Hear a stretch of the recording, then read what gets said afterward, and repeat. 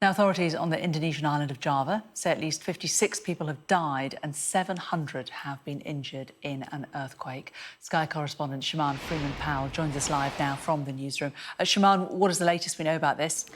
Well, we know that the earthquake with a magnitude of around 5.6 was strong enough to be able to collapse walls and topple buildings. And we've heard from the National Disaster Mitigation Agency that this is likely the lead cause of deaths and injuries. And as you've just said, we know that at least 56 people have died as a result of the earthquake and that hundreds more have been injured. We've seen footage of tiles and concrete falling down, and I believe we're now looking at images of what once used to be a supermarket, which is now being turned into rubble. We've seen similar images as well in hospitals with people running out of buildings trying to find safe haven. Now, we also know that the Cianjur region has been one of the hardest hit regions, and that emergency workers have been trying to treat the injured on stretchers outside of hospitals and in car parks as well. Now, this is the images of the hospital that has been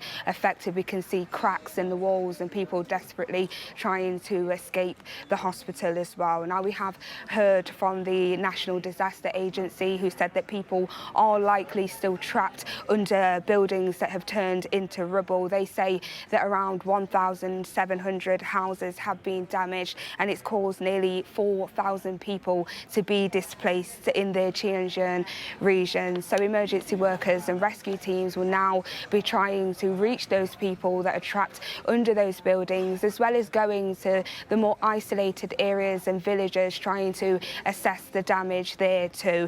And officials will be working hard not only to identify those that have died, but to also identify the number of casualties, as that number is likely to rise.